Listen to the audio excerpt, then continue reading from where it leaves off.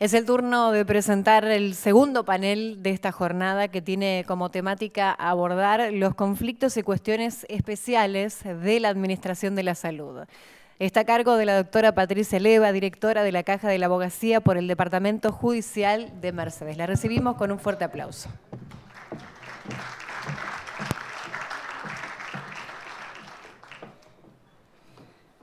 Muchas gracias. Es para mí un honor presentar este segundo panel en el marco del 75º aniversario de la creación de la Caja de la Abogacía. Este segundo panel, llamado Conflictos y Cuestiones Especiales de la Administración de Salud, cuenta con la presencia en la exposición del doctor Alejandro Trota, abogado, director de Legales de la Obra Social del Gobierno de la Ciudad de Buenos Aires, ex vicepresidente del Colegio de Abogados de Lomas de Zamora y también presidente de la Comisión de Administración de Justicia de dicha institución. Se desempeñó como director de la Caja de Previsión Social para Abogados de la provincia de Buenos Aires y fue presidente de la Comisión CASA, Sistema Asistencial de la Caja de la Abogacía.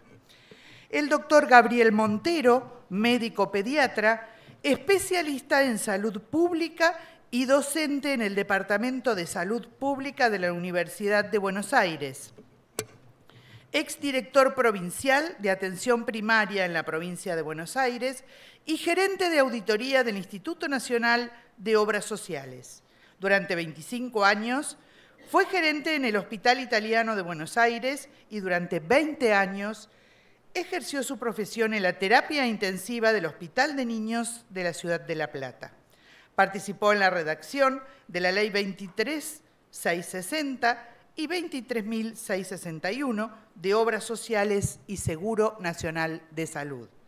Actualmente es director de gestión de clínica del Parque Centenario en Buenos Aires.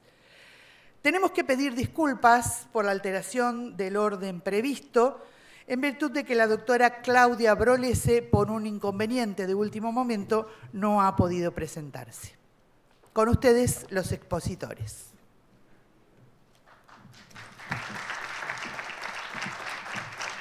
Buenos días. En principio, quería agradecer y disipar un poco la emoción que me transcurre por dentro de mi cuerpo de volver a esta casa. Como bien decían, fui director durante el periodo 2002-2010, con varios años menos, representando al Colegio de Abogados de Lomas de Zamora, y también tuve la oportunidad de ser presidente de la Comisión del Sistema de Salud. Entonces, lo primero que necesito y tengo la alegría de saludar a tantos amigos, porque al ingresar a esta casa, que sigo considerando propia, aunque ya no estoy, digamos, como representante, a todas y cada una de las personas, empezando por aquellos que hoy no están, como el doctor Héctor Pérez Catela, como Ricardo Walde, y también a tantos directores. Ahí lo veo al doctor Villegas, hace un rato lo vi también al doctor Cotrina, y a tantos otros que me han llenado de primero de afecto, pero también de mucho conocimiento. En cuanto al personal mismo de la Caja, al doctor Stringa, a Carlos Macuso, a Raúl Fernández, que específicamente en materia de lo que es salud, fueron los que me introdujeron a activar en el conocimiento y, bueno, y fundamentalmente a valorar, ¿sí? A valorar el sistema, nuestra Caja de Previsión Social, el sistema de salud en particular. Aprendí todo lo que significaba nuestro sistema, la cobertura que teníamos y la importancia y el privilegio que es para los abogados poder tener un sistema propio, ¿sí? Como bien decía otro colega que habló, que gobernado por nosotros mismos, lo cual implica la posibilidad de participar y la posibilidad de que sea transparente. Actualmente soy director general de Asuntos Jurídicos de la OSBA, la obra social de la Ciudad de Buenos Aires, que tiene características bastante parecidas a nuestro sistema de salud, porque tiene una creación por la ley de la Ciudad de Buenos Aires, así como nuestro sistema de salud tiene la creación vinculada a una ley provincial, la OSBA es una ley local, y que, bueno, que adhiere a un sistema nacional, pero efectivamente, digamos, está sujeta a una regulación local. Y también tiene parte de su conducción, de su directorio, por los mismos afiliados. Eso también genera estas mismas idas y vueltas que siempre son beneficiosas. Quiero felicitar a quienes propusieron la realización de estas jornadas por la trascendencia que tienen y también por el hecho, me parece muy importante, por la función social que tienen. Yo entiendo que el conocimiento, el diálogo, el intercambio de experiencias, la visión desde los distintos actores del sistema de salud genera, primero de todo, la conciencia de todo lo que tenemos y también la conciencia de todo lo que no tenemos. Y eso nos tiene que impulsar, este intercambio, a seguir generando nuevos elementos, nuevas mecánicas, nuevas propuestas para seguir tratando de mejorar este cuidado de la salud, que es nada más ni nada menos que para nosotros, para todos nosotros. Decía recién que, bueno, que aquí en este edificio aprendí a conocer y a valorar a nuestro sistema de salud. Y bueno, y eso traté en mi etapa de director de poder, digamos, diseminarlo entre todos los colegas, que también había muchos que no lo conocían, especialmente los jóvenes de aquel entonces, hoy ya no somos tantos. Y bueno, y a valorarlo. Bueno, yo quiero también aprovechar para agradecer, porque bueno, un día me tocó, como a todos, y perdonen la emoción, bueno, requerir del sistema de salud con un problema muy grave de salud de mi padre, y ahí advertí que todavía lo tengo, ¿no? Gracias a casa y gracias a todos los que forman de esta institución, y advertí la diferencia de tener una cobertura buena, y esta equidad que tanto habla la ley, que tenemos de la obligación de utilizar los recursos en forma equitativa, y que sabemos todos que hoy por hoy todavía en Argentina estamos muy lejos de lograrlo, muy lejos de lograrlo. Así que somos privilegiados de tenerlo. En mi caso particular, tuve la oportunidad de vivirlo, y como tal me parece que corresponde no solo agradecerlo, sino actuar en consecuencia y tratar de aprobar y de impulsar el uso de recursos y de todas las instituciones y de todo lo que tenemos de recursos humanos, de nuestras ideas, de nuestra visión también del derecho, para que tengamos una Argentina mejor y un sistema de salud mejor para todos. Por eso me preguntaba si desde qué punto de vista iba a intervenir aquí, si como usuario, si como colega que litiga a veces en la parte reclamante, a veces de la parte que tiene que discutir alguna prestación, o si de la visión dirigencial, como es dirigente. La verdad que yo siento y me siento más cómodo desde esta última visión, de la visión global, de tratar de aportar en ese sentido de poder ayudar a tener un servicio de salud mejor. Bueno, particularmente el tema que traía preparado para dialogar es el tema de la internación domiciliaria, ¿sí? Que es una modalidad que me parece que tenemos que seguir profundizando, que tenemos que seguir impulsando, porque trae beneficios y que contribuye en forma importante a poder utilizar los recursos de una mejor manera.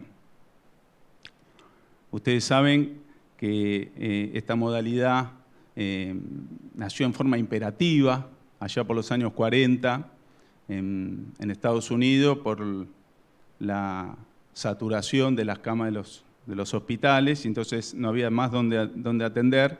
Se empezó a pensar y a utilizar el servicio de recurrir a poder atender en algunos casos en el domicilio de los pacientes. Bueno, desde aquel entonces a hoy, esta modalidad fue creciendo y hoy en día sigue siendo una herramienta cada día más efectiva, más moderna, de respuesta a esta necesidad. Esta necesidad que cada día sigue increyendo, porque las camas de los hospitales se ocupan cada vez más rápido, porque quienes ingresan están más tiempo, porque los avances científicos, la longevidad de las personas, todos los elementos que hacen para poder cuidar a la salud hacen que puedan estar más tiempo y puedan tener mejor esperanza, pero a su vez, por otra parte, saturar el sistema, elevar los costos. Entonces, el sistema de salud debe también utilizar mejor sus recursos. Efectivamente, esta modalidad, a través del uso de internación domiciliaria, es una forma cada día mejor para poder resolver estas cuestiones. Obviamente, no es la continuación o la instalación de un sanatorio en la casa, sino una modalidad que se tiene que adaptar para determinados casos, aquellos casos que haya una estabilidad clínica y obviamente también es necesario que haya empresas como las hay, con un conjunto de recursos que tienen que estar previamente ya digamos, contemplados, surgir de una habilitación, tiene que tener capacidad de lugares, espacios para el tratamiento interdisciplinario, la contratación de enfermería, la aparatología, toda esta circunstancia que seguramente algunos de ustedes ya lo habrá visto. Hay una normativa que es del año 2000, la 704, que indica la adopción de esta modalidad para el programa de atención con calidad médica, pero que en mi opinión y en mi experiencia necesita de otras regulaciones y de un control más acabado. Hoy hablaban con anterioridad de que no es necesario siempre una ley para tener que poder mejorar, sino que hay que gestionar. El problema cuando lo tenemos y cuando la gestión no es del todo buena, o mejor dicho, podría ser perfectible. A veces los abogados pensamos que siempre con una ley o con una mejor interpretación o con un argumento nuevo uno puede contribuir. Yo en este aspecto, en cuanto a la atención internación domiciliaria, creo que vivimos a menudo acá con el colega Juan Bautista Torres, recibimos a menudo reclamos por las prestadoras que a su vez contratamos y por circunstancias de cada casuística en especial, porque se necesitan espacios adecuados, hay zonas que son de difícil acceso, sabemos las asimetrías que hay entre la capital federal, el conurbano e incluso el interior, y entonces la atención no es igual para todos, a veces la atención no es todo lo eficiente que tendría que ser. La movilidad que hay en el personal que se contrata también es grande, a veces incluso se recurre a medidas o formas como por ser las cooperativas, que son una suerte de, subregistración laboral, no sé cómo llamarlo, o una forma de evadir una un vínculo laboral e incumplir las normas de protección del derecho laboral, lo cual genera consecuentemente que no haya estabilidad en el personal, con toda la problemática que eso genera en los pacientes. Ustedes saben la importancia que tiene el vínculo médico-paciente o enfermero-paciente y familiar, el trato familiar, cuando uno recién se llega a acostumbrar, a entender el tratamiento que se está haciendo, a conocer, a tener la confianza, porque se trata nada más ni nada menos que hacer ingresar a una persona ajena al domicilio de uno y casi hasta convivir. Este tipo de circunstancias generan conflictos muy importantes y que no siempre se terminan resolviendo a través de un reclamo judicial, sino también se hace a través de las gestiones. Entonces tenemos que, como dice también el artículo 42 de la Constitución Nacional, tenemos que prever los procesos para evitar conflictos. Entonces, en mi caso particular, bueno, tengo como ideas en torno a toda esta modalidad que es necesaria el dictado de una ley, que es necesario una capacitación específica para la implementación de esta modalidad, ¿sí? Tanto para médicos, para auditores y para enfermeros, ¿sí? Y pienso que tiene que haber un organismo de control y seguimiento en el cual haya sugerencias y también, en el caso que corresponda, penalidades, ¿sí? Y también, por último, me permito pensar si, atento la importancia que tiene esta modalidad, lo que puede significar en la implementación de los distintos sistemas de salud, si no sería conveniente tener algún régimen ya sea laboral o impositivo, con algún tipo de preferencia. Porque realmente no lo he profundizado, pero entiendo que debe ser analizado, porque en definitiva, al dar toda la vuelta, seguramente redundará en un beneficio para todos y para el sistema de salud en particular. Así que esa es mi idea, bueno, un pequeño aporte en torno a esta cuestión, y desde ya, bueno, muy agradecido por poder estar acá una vez más en nuestra casa. Y compartí con el doctor Montero, con el cual me ha tocado en aquellos tiempos, bueno, trabajar en conjunto, velar por la atención de nuestros afiliados, de nuestros familiares. Así que para mí es un orgullo muy, muy grande. Y muchas gracias.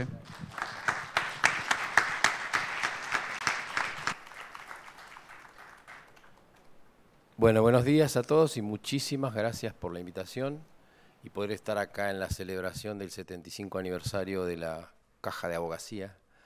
Y sobre todo estar en un día muy especial, porque para mí entrar acá, como tantas otras veces, como decía el doctor Trota, a un lugar donde se respeta la palabra, se respeta la letra escrita, se respeta la vocación de calidad, y que me recibe un amigo, y ese amigo que me recibe, casualmente podemos celebrar la vida, porque la pandemia lo revolcó bastante, y a pura fuerza y a pura cobertura de este sistema asistencial salió adelante y está mejor que antes de la pandemia. Entonces, pero les aseguro que no fue sencillo, y de paso celebro también mi cumpleaños, así que para todos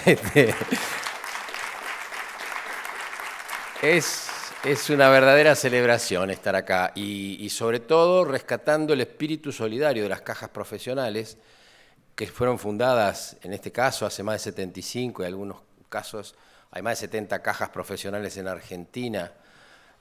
Así que, en realidad, rescatando aquel viejo espíritu de solidaridad del gremialismo profesional desde la Edad Media, que fue la base de nuestro sistema de salud posteriormente, obviamente a principios del siglo XX, con con lo que fue la inmigración, luego a mediados del siglo XX con lo que fue la consolidación de los sistemas gremiales y de asociaciones sindicales y los esbozos de lo que fue el sistema actual de obras sociales. Posteriormente, allá por los años 70, la convalidación de la ley 18610, que le dio el aporte y la contribución obligatoria al sistema de seguridad social, que es la base, insisto, del sistema asistencial argentino, ¿no es cierto?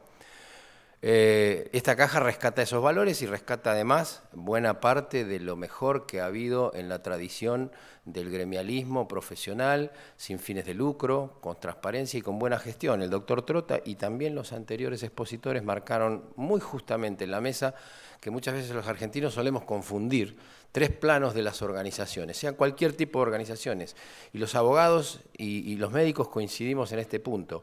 Se puede tener una visión, unos valores, un cuerpo de ideas, una ideología, y es un plano. Se puede definir una estrategia y es otro plano. Y se puede finalmente pasar a la etapa de gestión y es un plano totalmente diferente, que podría hacer fracasar incluso dos planos previos muy bien alineados. Y ustedes lo verán en este tema que nos convoca, que es de alguna manera el origen del conflicto del derecho a la salud. Yo pretendo plantearlo por ese lado. Y al plantearlo como el origen del conflicto del derecho a la salud, quiero plantear que, en principio, quisiera despejar esto. No tengo conflictos de intereses, pero fue mencionado amablemente por quien me presentara en la mesa. Me formé en la escuela pública y en la universidad pública, me formé en el hospital público, acá, a pocas cuadras de acá, en el Hospital de Niños de La Plata como pediatra, y después tuve oportunidades de ejercer actividad en la función pública y también en la seguridad social. Estuve 25 años prácticamente en la gerencia del Hospital Italiano de Buenos Aires, lo cual para mí fue un orgullo y una etapa que no voy a olvidar nunca. Y actualmente dirijo un emprendimiento también sin fines de lucro, perteneciente a una entidad gremial, que es la Clínica del Parque Centenario. O sea que voy a tener un sesgo en lo que yo expreso, no tengo la menor duda. Y ustedes hablar de amparos acá, en tierra de juristas, me resulta difícil y por otra parte el tema habla por sí solo. Ustedes pueden ver cualquier cosa que pongan en cualquier buscador, van a salir el creciente problema que tenemos con los amparos y el conflicto en el sistema de salud. Hasta hay guías muy bien elaboradas, libros como para hacer una guía práctica de los amparos en salud. Así que el combo está completo, digamos que estamos todos invitados a la mesa del conflicto. Y sin embargo me permito también dudar de que el problema sea ese. Acá entre estas noticias quiero resaltar una que no me parece menor y que es la participación de la Universidad Nacional de Córdoba en el asesoramiento a lo que significa la justicia, la Cámara de Apelaciones de Córdoba, porque las universidades tienen que estar en lo que significa la regulación de la tecnología incorporada en el sistema. Porque si no tuvieran el músculo suficientemente bien desarrollado, deberíamos acompañarlo para que lo desarrollen, porque la universidad es otra de las instituciones fundamentales que va a hacer la diferencia en nuestro país y en los países del mundo, por supuesto. Y obvio, con todas estas noticias, todos estos conflictos, esto lo saben mejor, así que yo de esto ni me voy a opinar, porque no puedo hablar delante de ustedes de estos temas, ni menos delante del doctor Trota, que tiene esta experiencia. Pero sí, ustedes van viendo cómo crece la participación del rubro salud, por así decir, en las medidas de cautelares en la Cámara de Apelaciones en lo civil y comercial. Así que esto es evidente, no podríamos decir nada. Y tampoco podríamos, con todas las falencias, esto es una diapositiva que le pedí prestado a Fabián Vítolo, y que tiene copyright por las dudas y la autorización del autor. Con todas estas falencias pendientes tendríamos que tener claro que de alguna manera los médicos no podemos pretender la infalibilidad en nuestras decisiones, y eso está más que claro, pero tampoco debería haber leyes especiales que juzguen el error médico, porque tenemos un código civil y comercial, tenemos un código penal, tenemos la Constitución argentina.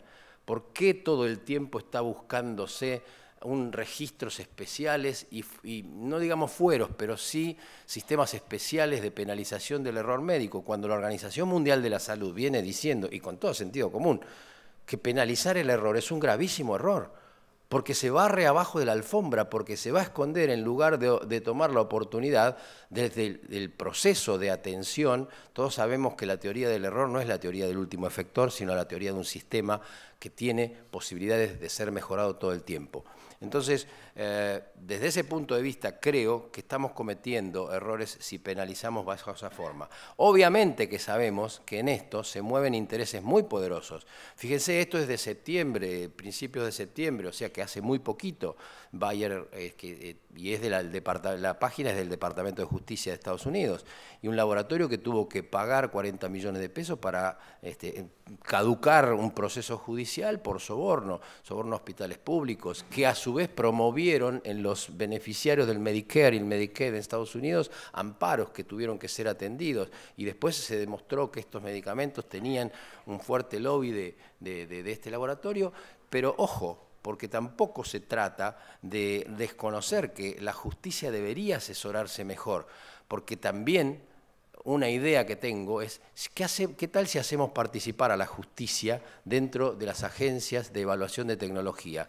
Suprimiríamos ese factor de desconocimiento y eventualmente, si existiera, suprimiríamos la excusa para fomentar el conflicto. Por lo tanto, insisto, que así como cada tanto el sistema de salud se ve chocado por lo que significa un amparo, en este caso sobre una medicina prepaga sin fines de lucro, Sancor Salud, digamos, el amparo para financiar en la medicación Zolgensma, que es la medicación más cara existente en el mundo, pero para una enfermedad muy difícil como es la atrofia muscular espinal. Y claro, todo el mundo cuando encuentra esta clase de conflictos dice el sistema se va a desfinanciar. Pero hay que entender también la parte que le toca a los jueces. El artículo 43 de la Constitución garantiza a los ciudadanos la posibilidad de interponer acciones de amparo ante cualquier autoridad, no solamente autoridades públicas, también autoridades privadas, cuando se lesione, se restrinja, se altere, se amenace con arbitrariedad o ilegalidad manifiesta el derecho consagrado por la Constitución. Y a mí me parece que este punto amarillo es lo que no se está tomando en cuenta en muchos de los amparos. Con arbitrariedad o ilegalidad manifiesta. Eso es una cosa para defender el derecho. Y otra cosa, obviamente, como ustedes se imaginarán, es esto, que a mi criterio se trata de la judicialización de la estupidez. Porque este paciente que recibió el dióxido de cloro falleció, obviamente, y los médicos no estaban indicando esa medicación y no existía ningún tipo de prueba, y sin embargo, una interpretación ligera de lo que significa el derecho, a mi criterio, planteó una situación que violó todos los códigos éticos y generó no solo un conflicto, sino además un precedente muy difícil para el sistema. Ahora, ¿el problema empieza en el sistema? ¿El problema nosotros lo tenemos en el sistema de salud o el problema arranca por otro lado? Desde hace años, que tal vez no con mucha convocatoria, pero por lo menos con mucha convicción, vengo planteando que estamos mirando mal la cosa, que la preocupación de mis colegas de los que aprendo todo el tiempo y a los que admiro es una preocupación que no tiene destino. ¿Por qué? Porque ustedes ponen cualquier buscador, algo así como costos en salud, crecientes costos en salud en inglés, en brasileño o en italiano, y les van a salir todas imágenes de estas. O sea, todo para arriba, siempre para arriba. Entonces, no hay mucho que pensar. Y esto viene una serie de tiempo. Incluso sabemos perfectamente que fue por mediados de los 80 en que los costos de la inflación, amarillos, y los costos de los costos de la salud en amarillo y los costos de índice de precio al consumidor se separaron. Se separaron y picó por arriba lo que fue los costos de la salud. Pero eso no es malo. Por lo menos en mi visión no es malo. Eso tiene consecuencias que voy a tratar de mostrar. Pero además, un candidato al Nobel, de los tantos candidatos que finalmente no llegan, que es William Baumol, habló de la enfermedad de los costos. Y esto es lo que no se está interpretando. La enfermedad de los costos, y él la describe sobre todo en aquellas actividades que son capital humano intensivo, que no pueden ser reemplazadas por la tecnología. Y esto pone un ejemplo, y es el cuarteto de cuerdas. Este cuarteto de cuerdas tarda el mismo tiempo que en el siglo XVII en interpretar a Bach, y utiliza los mismos elementos y los mismos integrantes. Por lo tanto, los costos relativos son muchísimo más altos que en el siglo XVII y no se pueden reemplazar. Entonces, Baumol señala esto y señala esto en otras actividades, como son la salud y como son la educación, porque el capital humano es fundamental. Entonces, hay que entender que algunas cosas no van a ceder. Los costos en salud van a seguir incrementando y la inversión en salud, me niego a llamarlo, por más que la literatura internacional la denomina gasto en salud, la inversión en salud va a seguir creciendo, por lo menos mientras tengamos una sufrida clase media que trata de sostener aquellas expectativas que sabe que existen para las dolencias propias de su familia, de sus seres queridos. Y porque además, como en el sistema CASA, este prestigioso sistema asistencial que ustedes tienen, y que yo siempre me pregunto, y algunas veces lo he hablado con los integrantes de la mesa, si pudieran abrirse estos sistemas profesionales tan transparentes, de tanto prestigio, claro, se comprarían un montón de problemas y ustedes no tienen por qué, pero creo que serían un boom impresionante porque la gente sabe cuando hay marca y trayectoria. Entonces, la clase media, insisto, va a seguir presionando y la sociedad respira por muchos poros. Los medicamentos mejoran la expectativa de vida y la expectativa de sobrevida. Y estos medicamentos hay que verlos de la manera siguiente. Todo el mundo le carga el sayo a la industria. Obviamente que cuando comete ilegalidades hay que sancionar.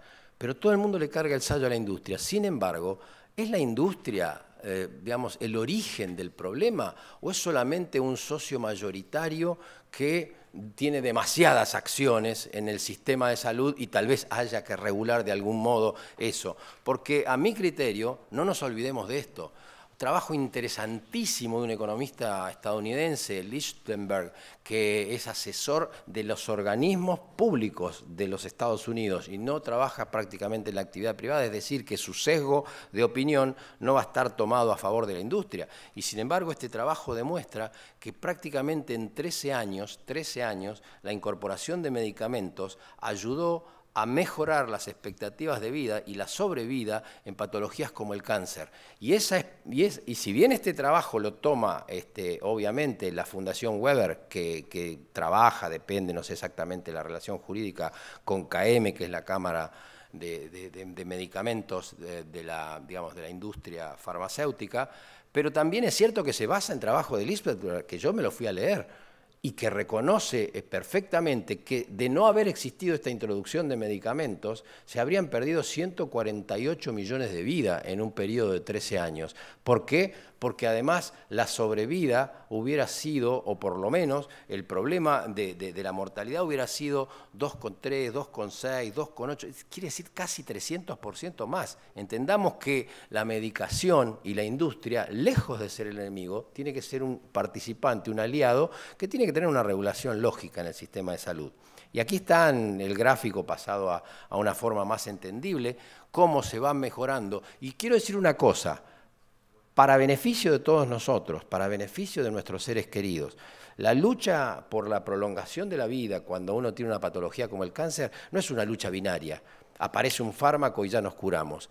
Generalmente, los que tienen más experiencia en esto saben que se va avanzando de a semestres, de a año, un año y un poco más. Entonces, claro, cuando uno mira los costos suele decir, toda esta inversión para ganar 6 meses. Bueno, así se empezó hace mucho tiempo. Cuando yo cursé en la Facultad de Medicina de La Plata, tuve un compañero que tuvo un osteosarcoma y lo perdimos en la cursada.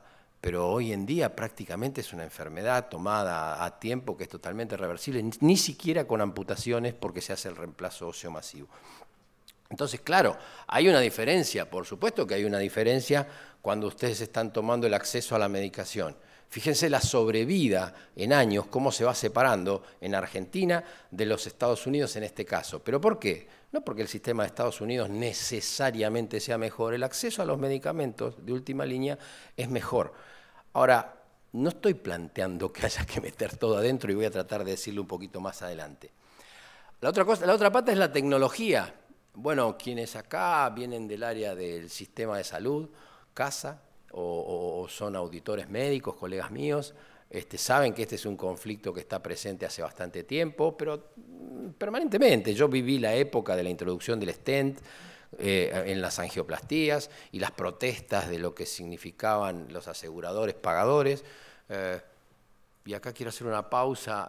Argentina denomina las cosas de un modo extraño y por eso las discusiones. Yo recién venía escuchando en el auto desde Buenos Aires el tema del impuesto a las ganancias y quiénes tienen que pagar y quiénes no tienen que pagar. Y en Argentina seguimos discutiendo si el salario es ganancia y eso le da una legitimidad moral a quienes plantean que los trabajadores no deben pagar. Y yo entiendo que es así, no que no deben pagar, que si fuera, que no es una ganancia. Pero en todo el mundo eso se llama personal income tax, es decir, impuesto a los ingresos personales. No se llama impuesto al salario ni impuesto a las ganancias. Entonces, ¿qué pasa? Acá viejas controversias políticas, cuando algunos se fijaban un salario arbitrariamente alto para no pagar ganancias, determinaron que le llamemos esto y pasemos por esa discusión. Lo que va a haber que discutir sí es quiénes deben pagarlo. Si lo deben pagar los trabajadores que ingresan menos de $300 o lo deben pagar aquellas, digamos, estratos sociales que tienen mejor ingreso. O no, no importa, hay muchas maneras, pero no es el peor sistema que hay. Y respecto del TABI, lo que quería decir, y voy uno para atrás, permítanme, en 2013 ya había estudios que demostraban que el TABI a 10 años podía ser costo efectivo, seguro. No se sabía un poco más allá, no se sabía a largo plazo, más allá de los 10 años. ¿Saben lo que es el TABI? Obviamente, por las dudas, estoy en tierra de abogados. El TABI es una forma de... La enfermedad aórtica es una enfermedad que se da sobre todo con los años, y la enfermedad aórtica determina sobre todo estenosis, pero también insuficiencia de la válvula aórtica, que es la que el corazón bombea a todo el organismo a través de la aorta. Esa enfermedad es grave, severa, puede ocasionar insuficiencia cardíaca y la muerte. Y hay una cirugía que se hace, obviamente, el reemplazo valvular aórtico. Y es una cirugía que, en términos generales, como técnica, es segura desde hace muchos años. Y el riesgo lo pone la gente. ¿Por qué? Porque esa enfermedad se suele dar en edades avanzadas. Pero en edades avanzadas, hoy en día, es decir, 75, 78, 80 años, más cuando se llegó con cierta salud hasta esa edad, hay que esperar todavía 10 a 15 años más de sobrevida en esas personas. Ustedes saben que cualquier año cuenta, pero en definitiva, hoy en día ya la propia Argentina tiene una expectativa de vida más cerca de los 80 que de los 70. Entonces esa patología se puede reemplazar actualmente con un procedimiento endovascular a través de un catéter femoral o radial, se podría hacer incluso, pero bueno, está más probado por ahora el femoral, llegar hasta la aorta y abrir un dispositivo valvular sin hacer la cirugía cruenta. Bueno, obviamente es más costoso y obviamente surgen las dudas en el sistema de salud. ¿Esto está aprobado a mayor cantidad de tiempo? Claro, cuando se introduce una nueva tecnología no está aprobada y me parece prudente ser prudente, disculpen la redundancia. Entonces, yo lo que digo es, los trabajos ya demostraban en 2013 que no era peor y que incluso a 10 años podían ser costo efectivo, porque las cirugías también tienen sus complicaciones. Luego, en el 2019...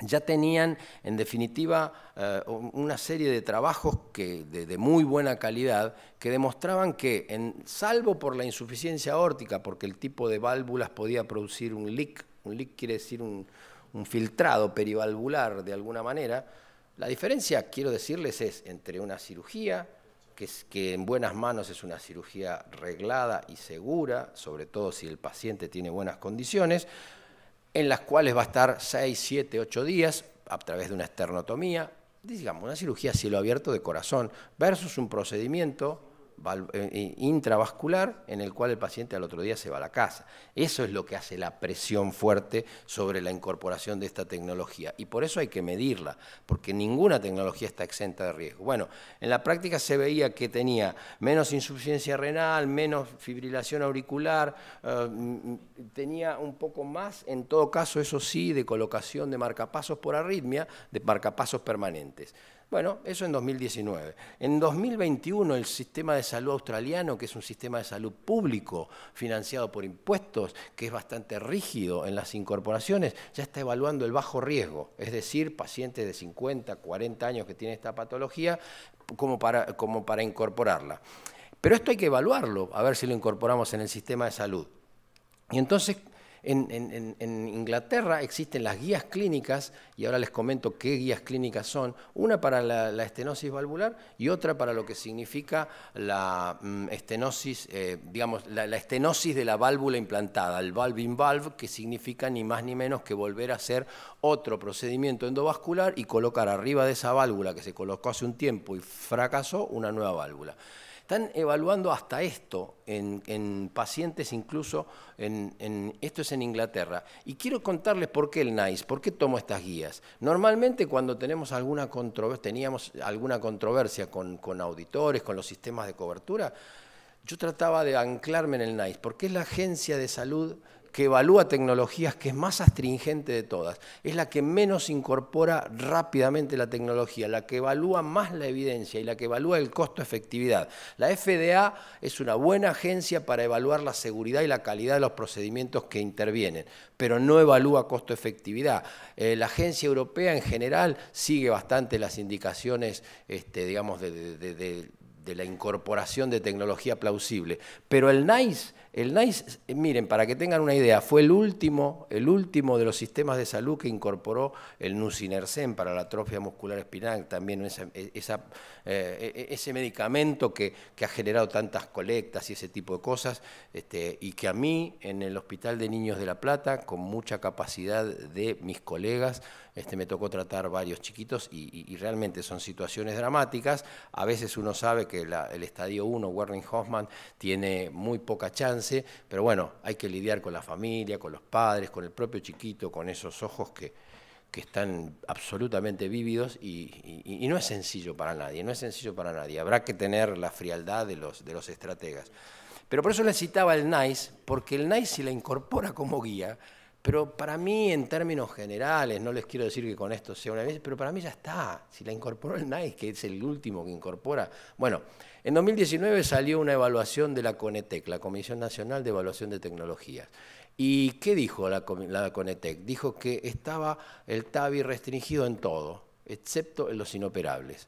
Entonces, me parece que para cuando ya existían otras alternativas planteando de que era viable, creo que se pierde credibilidad si no se hace una evaluación con sinceridad. Lo que podría decirse, como en su momento dijo el Hospital Garraham, cuando surgieron los primeros casos de nusinersen, que es para la atrofia muscular espinal, este hospital no va a hacer ese procedimiento porque sabe positivamente que no va a tener los recursos suficientes para atender a todos los chiquitos de igual manera, porque vivimos de un presupuesto, que es un presupuesto razonable pero limitado, y vamos a incorporar tecnologías que les podamos dar a todos nuestros pacientes con la misma patología.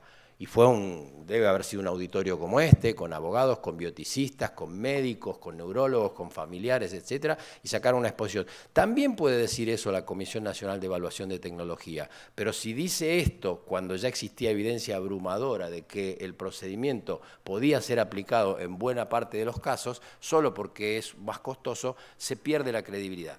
Avanzando un poco, quiero decirles, se habla de las diferencias de nuestro sistema de salud. Se dice que nuestro sistema de salud tiene desigualdades muy importantes. Ahora yo les quiero decir, ¿hay desigualdades en el Reino Unido? Sí, hay desigualdades en lo que significa el diagnóstico y la evolución de los cánceres de acuerdo a los estratos y a los condados por diferencia socioeconómica. Hasta 300% en algunos cánceres como el cáncer de laringe. Hay diferencias en Suecia, uno de los sistemas más equitativos del mundo, hasta un 22% en un montón de carga de patologías y evolución. Hay diferencias en Francia, sí, es uno de los sistemas que la OMS pone por allá arriba como sistema de salud del mundo. Bueno, tenemos también entre 20 y 40. Hay diferencias en Estados Unidos, ni hablemos, porque Estados Unidos todos sabemos que es una sociedad de un poco del sálvese quien pueda, y allí los colores les marcan las diferencias.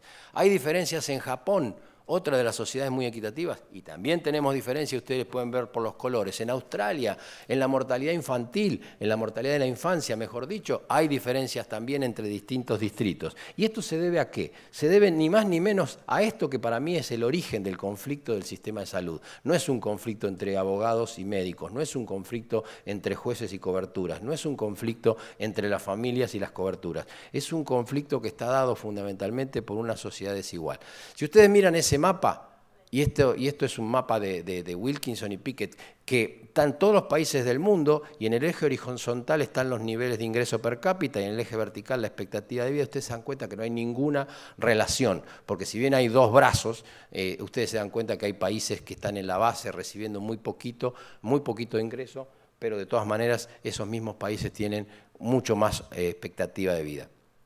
Y esto una y otra vez, si tomamos indicadores agrupados, y este es un trabajo que se ha hecho, nuevamente, si lo tomamos por nivel de ingreso, no hay ninguna correlación. Ahora, ¿qué pasa cuando los asociamos de acuerdo al nivel de desigualdad que tienen esas sociedades? Es decir, la diferencia entre el 20% que mejor ingresa y el 20% que peor ingreso. Cuanto menos desiguales, mejores resultados. Cuanto más desiguales, mayores resultados. Lo mismo pasa con cualquier otro de los indicadores que podamos tomar. Las condiciones de salud y bienestar son las condiciones que determinan los problemas de salud que después tiene que atajar el sistema de salud.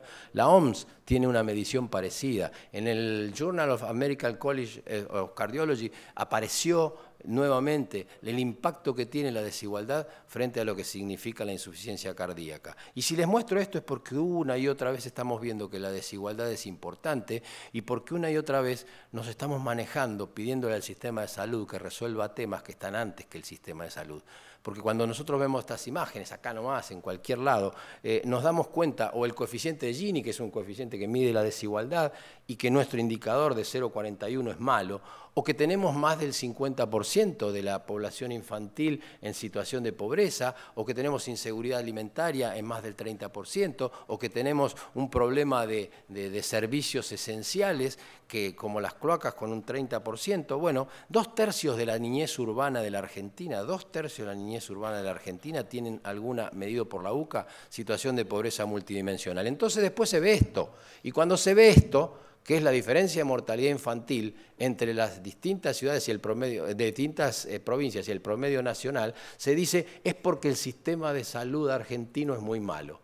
Y no, porque en todo caso, las provincias del noreste y del noroeste, que son las que tienen mayores indicadores de mortalidad infantil, son también las que tienen 3,6 veces, o sea, 260% más de indigencia que las otras, o tienen también la indigencia en el NOA y en el NEA muy por arriba, y en definitiva lo que puedo decir es que es menor la diferencia de la mortalidad infantil que de las condiciones socioeconómicas devastadoras que tiene la infancia. Es decir, el sistema no es que sea tan malo, el sistema tiene sus problemas.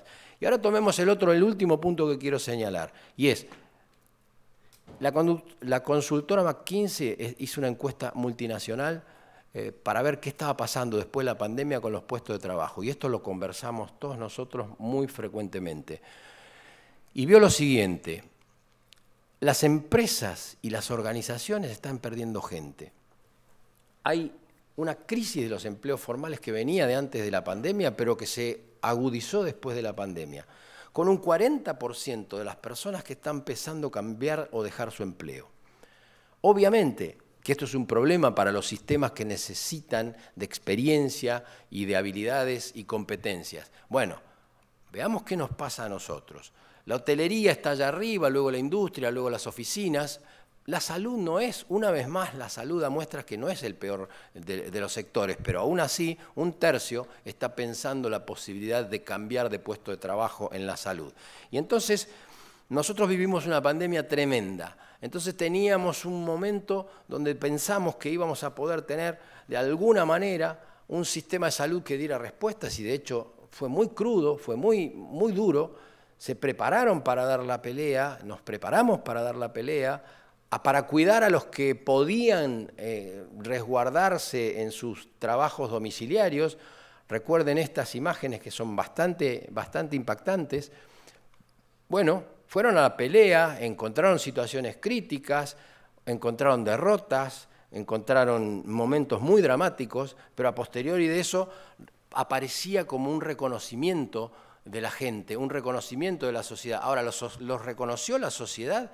Porque cuando fuimos a los incentivos reales, los agentes de salud recibieron un bono de 6.500 pesos y los bancarios de 100.000 pesos. Está claro que no se puede hacer una comparación literal, pero estos son los incentivos que después generan, y quiero marcar esto también, que duele mucho, pero me fui a buscar datos actuales de Inglaterra. A la izquierda ustedes tienen lo que significa hoy, porque el sistema de salud inglés tiene acceso libre, por supuesto, pero si uno fuera y tuviera que tomar una consulta sería 45 libras. Y a la derecha tienen el corte de cabello masculino en Inglaterra, es decir, de 2 a 2,5 veces más. En Argentina el pago por la consulta médica está en el orden de un corte de cabello. Estos son incentivos ocultos de los que no nos damos cuenta, pero después pasa lo que pasa, y pasa lo que ustedes y yo estamos viviendo con mucho dolor también en la Ciudad de La Plata y se vive en otros lugares del país. Es decir, hay poco interés en la formación, los incentivos se han desaparecido, tenemos el abrazo al hospital de niños, tenemos el problema de los residentes, tenemos ayer esta nota que salió en Clarín, de gente que hoy lo estaban reporteando también cuando venía, que piensan dejar la profesión. Es decir, no podemos parar el sol con la mano, no podemos hacer eso, porque ese es un ejercicio de irresponsabilidad. Entonces, ¿qué tenemos que asumir? A ver, todo el tiempo ustedes van a escuchar, o por lo menos yo lo escucho, la cantinela de que nosotros gastamos mucho en salud, porque tenemos el 9% del PBI y otros países tienen el 9% del PBI. Bueno, vean cómo está el mundo. ¿Por qué no tenemos que pensar en ir al 11? ¿Por qué salud es menos que turismo o menos que construcción? Si es de puestos de trabajo de alta capacitación, si es de alta inversión, si es de mejoras en el capital humano de la sociedad. Entonces, ¿cómo gasto en salud? Fíjense, elijamos a dónde queremos ir. Ahí está la Argentina con su 9 y está ahí abajo de esa pila de países. Bueno, estamos hablando de % de PBI. Ahora hablemos de PBI per cápita, invertido en salud. El PBI per cápita invertido en salud es, en definitiva, de 7.000, 8.000 en los países ricos del mundo, de 3.500 en la Unión Europea, que ustedes lo tienen allí, y en el orden de los 900 a 1.000 navegando los países que están a punto de caerse, a punto de subir. Es como una línea de incertidumbre. ¿Por qué tenemos que, para que cuando nos hablan de la inversión en salud que es alta en Argentina, bueno, estamos ahí nosotros, fíjense, estamos parados ahí, en una línea de $900, y esto es generoso porque estos son datos de 2019, y ustedes saben que después tuvimos un pelotazo en contra entre recesión y pandemia. Por lo tanto, no todos son leyes. Nosotros tenemos una ley de genéricos que no se cumple y que nadie controla y que a nadie le importa. No todos son leyes y no le piden, por ejemplo, a ver, el INDEC. Hicimos el censo entre abril y mayo. Nos enteramos que teníamos una población de 47 millones, casi 500.000, 47.300, el 19 de mayo. Yo digo, esto viene con una bala.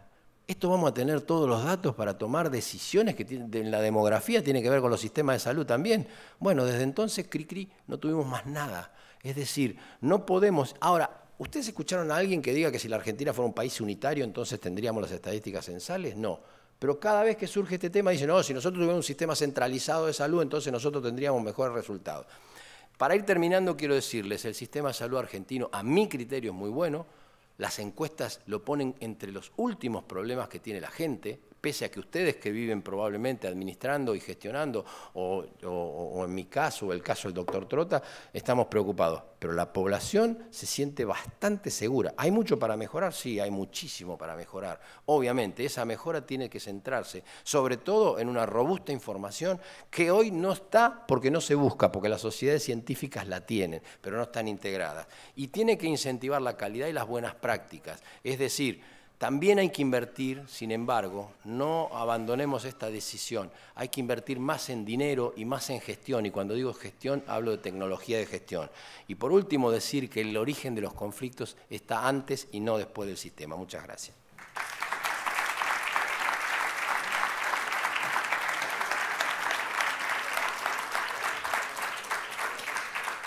Agradecemos a los disertantes de este segundo panel e invitamos a Patricia Leva, directora de la Caja de la Abogacía por el Departamento Judicial de Mercedes, a hacer entrega del diploma y los presentes.